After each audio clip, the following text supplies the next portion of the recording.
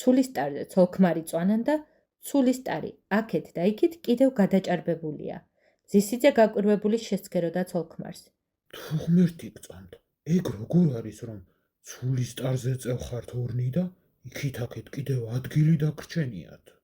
ამ გზაზე ამვლელი ბევრი გვინახავს, ჩამომვლელი კი აღარავინო, უპასუხა ცოლ-ქმარმა. აიარე, ჩამოიარე და აი მაშინ ყველაფერს გიამბობთო. გასცდა იმათაც გაკვირვებული მზის სიძე და წავიდა. ბევრი იარა თუ ცოტა იარა, მივიდა სხვა ცოლ-ქმართან. კამეჩის ტყავზე დაწოლილან.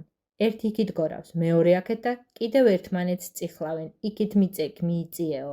მზის სიძე მივიდა, სალამი მისცა და ჰკითხა.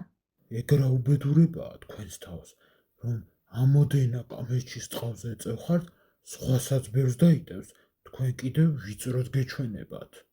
აქ ამვლელი ბევრი გვინახავს, ჩამოვლელი კი აღარავინო, უპასუხა ცოლ-ქმარმა. წადი და თუ ჩამოივლი მიზეს მერე შეიტყობო. გასცდა ამათაც მზის სიძე და მიდის.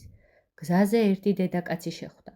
მოუგრავებია კვერცხები და კოშკს აშენებს. აიყვანს ცოტას, ააცილებს მიწას, იგრიალებენ კვერცხები და ჩამოცვივიან დაბლა. დედაკაცი ხელახლა მოჰყვება და იწყებს ისევ კოშკის აშენებას. მივიდა მასთან მზის სიძე და გაკვირვებულმა ჰკითხა. რა საშვები?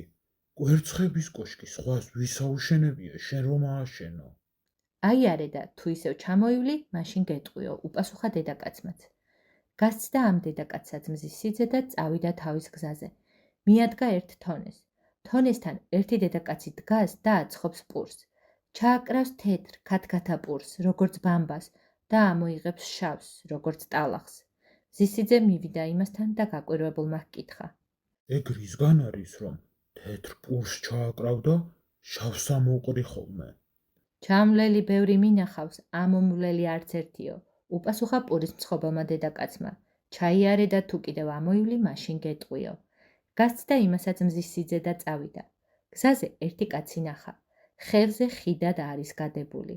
ყველა იმაზე გადის და გამოდის. ეგ რა ამბავია შენს თავს? კითხა მზის სიძემ კაც ხიდას.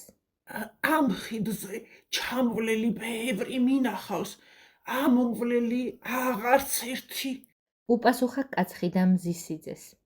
ჩაიარე და თუ ამოივლი, მაშინ გეტყვი, რაც ხდება ჩემს თავს. გასცდა იმასაც მზის სიძე და როგორც იყო მიაღწია ხელმწიფის დედასთან. შენმა შვილმა გამომგზავნა და დაგიბარა. უთხრა ხელმწიფის დედას. მანდ რომ ძვირფასი ბეჭედი წაიღე, ჭირდება გამომიგზავნეო. მისცა ბეჭედი ხელმწიფის დედამ და უთხრა.